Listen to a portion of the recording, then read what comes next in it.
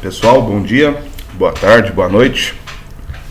Falaremos nessa semana sobre instrumentos ópticos, complementando a parte de ótica e eletromagnetismo, luz, cores, né?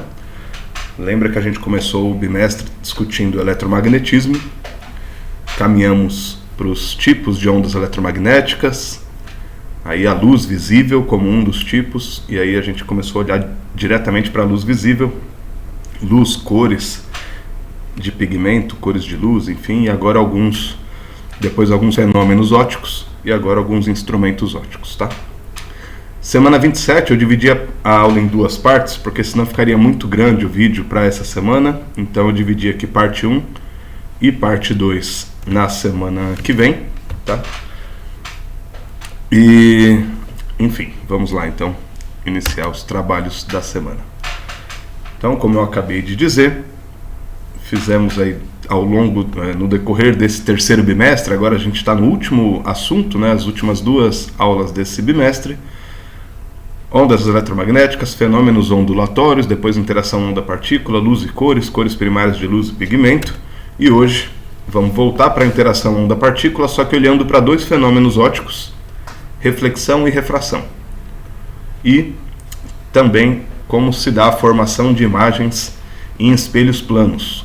Tá? Na semana que vem falaremos sobre espelhos esféricos e lentes. Para quem usa óculos como eu, falaremos sobre lentes na semana que vem. Então vamos lá, interação onda, partícula e fenômenos ópticos. De novo, vale a pena sempre a gente retomar essa barra aqui. A barra principal é essa aqui: raios cósmicos, raios gama, raios X, ultravioleta, luz visível, infravermelho, radar, micro-ondas, né, ondas de rádio e frequências muito baixas. Essa é a barra principal, e aí você tem algumas informações embaixo e em cima, como os comprimentos de onda, a frequência associada a cada tipo de onda aqui do espectro, e esse zoom aqui em cima, que é dado nesse trechinho, que são as ondas eletromagnéticas visíveis ao olho humano, desde o vermelho até o violeta, né? Para a direita está aumentando o comprimento, para a esquerda está aumentando a frequência nessas escalas aqui.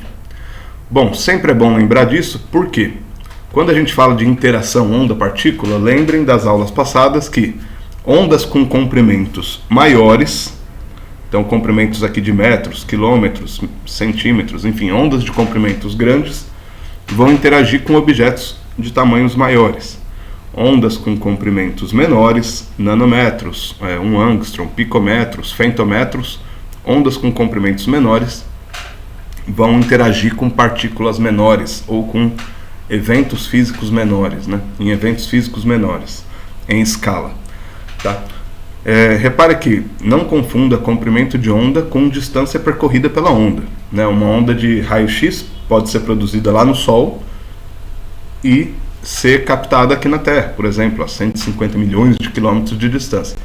Mas o comprimento de cada vibração, né? Ou seja, cada vez que o campo eletromagnético oscila numa onda de raio-x, essa onda percorre nanômetros, picômetros, quer dizer, distâncias muito pequenininhas, menores do que micrômetros, né? 10 a menos 9, 10 a menos 12 metros em cada vibração do campo. Agora, essas vibrações podem se propagar como uma onda, né? Então não confundam distância percorrida durante a propagação com o comprimento de onda.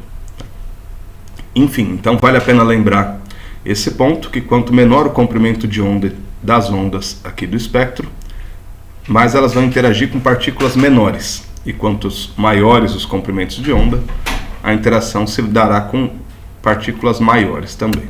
Tá? E aí dois fenômenos que a gente vai explorar de interação onda-partícula.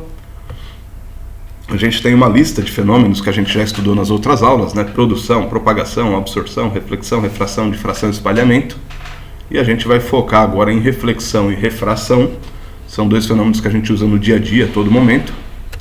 Tá? Então a reflexão, o retorno do feixe de luz após incidência em material reflexivo. Lembrem que vocês só estão me enxergando no vídeo agora, né? Imagino. porque eu estou refletindo, eu sou feito de um material reflexivo e eu reflito a luz que incide sobre mim, e essa luz vai para o olho de vocês. Eu só consigo enxergar essa garrafinha aqui porque a luz bate nela e vem para o meu olho, e aí eu consigo enxergá-la. Enfim, então é um retorno da luz após incidência em material reflexivo. Não precisa ser só luz visível, pode ser o raio-x também reflete, ultravioleta também reflete, infravermelho também reflete, mas lembre, cada frequência, cada comprimento de onda vai refletir, refratar, ser absorvido com determinados materiais, né? Então aqui, sem muito segredo, chega um feixe de luz aqui, um raio incidente, e ele é refletido. Então isso é o processo de reflexão. E o processo de refração? O fenômeno da refração ocorre quando a luz é transmitida, então tem uma transmissão do feixe de luz após incidência em material transparente. Então essa garrafinha aqui também ela refrata bastante. A luz que vem de um lado aqui, pelo ar, muda de meio, passa a se propagar no vidro, depois passa a se propagar na água e chega lá do outro lado, né? Claro, ela faz alguns desvios. Se eu ligar aqui a lanterna do celular, vai dar para ver que a luz atravessa o vidro, né? Atravessa a garrafinha, né? Não tem nenhum segredo nisso. Então a luz é transmitida do ar para o vidro, para a água, para o vidro, para o ar. Então ocorrem vários fenômenos de refração nesse processo, né? Tudo bem? Então esses os mais simples. No caso aqui da refração, dependendo de como a luz incidente chega de um meio 1 para um meio 2, seja do ar para o vidro, ou do vidro para a água, da água para o vidro, do vidro para o ar, enfim. Mas quando a luz chega de um meio e vai se propagar em outro meio, ela pode ou não sofrer desvios. Tá? Então, se for sem desvio, aqui é um exemplo, que a luz continua o mesmo percurso. Se for com um desvio, ela muda a direção de propagação. Tudo bem? Então essas são algumas questões. E a gente vai explorar melhor o que é refração e reflexão. Então primeiro, com relação à reflexão, a gente tem, claro, né, simplificando bastante, duas formas de reflexão. Reflexão difusa, que é quando os raios incidentes, percebam que os três raios incidentes aqui estavam bem paralelos uns dos outros. Quando eles incidem na superfície, a superfície é toda irregular, então cada raio refletido vai para uma direção diferente, e aí se mistura todos esses raios, e aí não forma imagem. Eu, por exemplo, né, eu reflito a luz, vocês me enxergam porque eu reflito a luz, mas eu não sou um espelho, né? A luz que reflete em mim vai, cada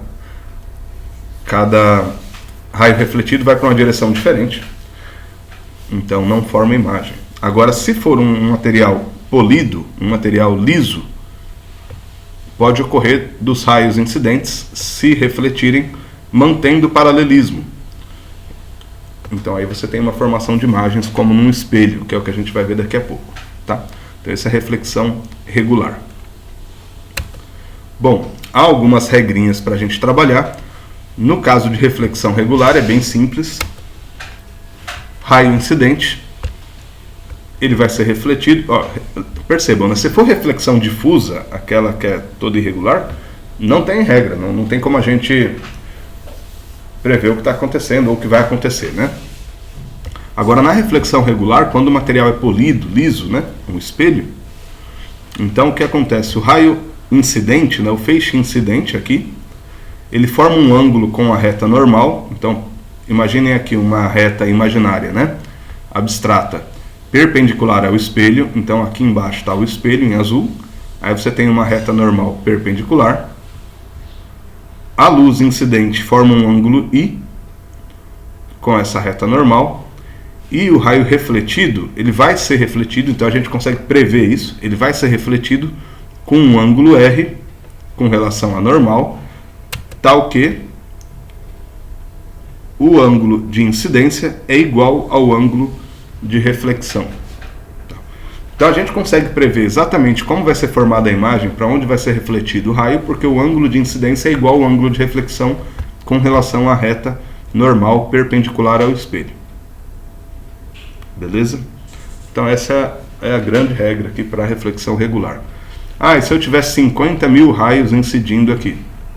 Cada um dos 50 mil raios vai refletir com a mesma angulação que ele incidiu com relação à reta normal, tá? Perfeito? Imagino que sim. E a refração, tem alguma regra? Tem sim. Como eu disse aqui pela garrafinha, né, transparente, refração é um fenômeno em que uma onda eletromagnética, que pode ser a luz, por exemplo, é transmitida de um meio para outro diferente. Ou do ar para o vidro, do vácuo para o ar, da água para o ar, enfim. E quando ela é transferida de um meio para outro, ela pode ou não sofrer desvio. Um exemplo aqui que, se alguém tiver algum laser em casa, pode brincar com isso. E uma bacia, um aquário transparente. Aqui foi colocado o lápis como se fosse uma reta normal aqui, perpendicular à superfície que divide os dois meios. E aí, jogando o laser aqui, dá para ver que ele muda de direção quando entra na água.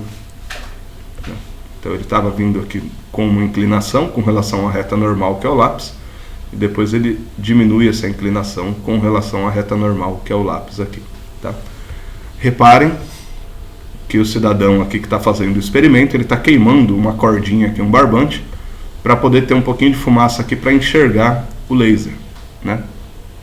A propagação dele, tá? Então, se vocês tiverem um incenso, alguma coisa em casa aí, acenda, fica mais fácil ainda de visualizar esse feixe de luz aqui.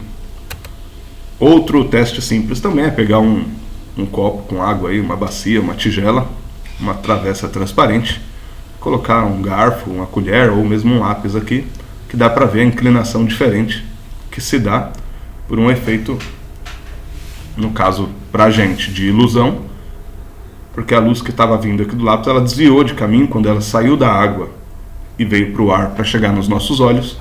Ela desvia de caminho, então a gente tem a ilusão de que o lápis está mais para cima aqui, quando na verdade ele estava mais para baixo, né?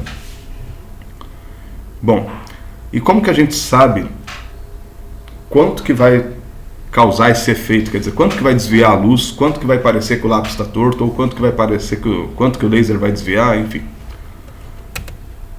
Então, uma forma de calcular é sempre aqui, pensando com relação a uma reta normal que divide os dois meios, tá? O meio de incidência, que é para onde a luz está chegando, e o meio de refração, que é para onde a luz está saindo, ou prosseguindo o seu caminho, né? Vai ter um ângulo aqui, que a gente tem o costume de usar a letra grega θ, para se referir a esse ângulo com relação à reta normal. Nesse exemplo aqui da figura, reparem que o θ1 é maior que o θ2, então diminuiu o ângulo com relação à normal. Mas você tem uma luz chegando aqui com uma certa velocidade, com certo comprimento de onda, com uma certa frequência, e aí quando ela muda de meio de propagação, ela vai ter outra velocidade, outro comprimento, em geral a mesma frequência, mas dá pra gente considerar que será outra frequência também, tá? E aí a gente consegue calcular o índice de refração. Reparem, o que seria esse índice de refração? É quanto que a luz é desviada em um meio, tá? Se for um meio como o ar, ele desvia um pouco a luz. Se for um meio líquido, como a água, vai desviar mais a luz. Se for um meio sólido, como o vidro, vai desviar mais ainda a luz. Então, cada material tem um índice de refração. Quanto que ele refrata a luz, né? Esse índice de refração é calculado com velocidade da luz no vácuo, constante, lá 3 vezes 10 a oitava metros por segundo, dividido pela velocidade da luz no meio. Tá? Então, velocidade da luz no vácuo dividido pela velocidade da luz no meio que você está analisando, aí você tem o índice de refração daquele meio. Então, se eu quero calcular o índice de refração do ar, eu vejo a velocidade da luz no ar e divido a velocidade da luz no vácuo pela velocidade da luz no ar. Se eu quero calcular o índice de refração do óleo, então eu pego a velocidade da luz no vácuo e a velocidade da luz no óleo, e assim por diante. Por fim, temos a lei de Snell, que vai relacionar a abertura aqui com relação à normal, quer dizer, o ângulo de incidência com o ângulo de refração, a partir dos índices de refração do meio de incidência e o índice de refração do meio de refração. Tá? Então, seno de θ1, o seno desse ângulo θ aqui, multiplicado pelo índice de refração do meio 1, vai ser igual ao seno de θ2 pelo índice de refração do meio 2. Tá? Vou deixar alguns exercícios para vocês explorarem com cálculos nesse sentido também. Tá? Mas sem muito segredo, uma multiplicação, divisão, não tem nada de novidade aqui. Beleza? Isso eu falo de espelhos planos já. Vou interromper o vídeo e a gente fala de espelhos planos no outro vídeo. Fica mais fácil.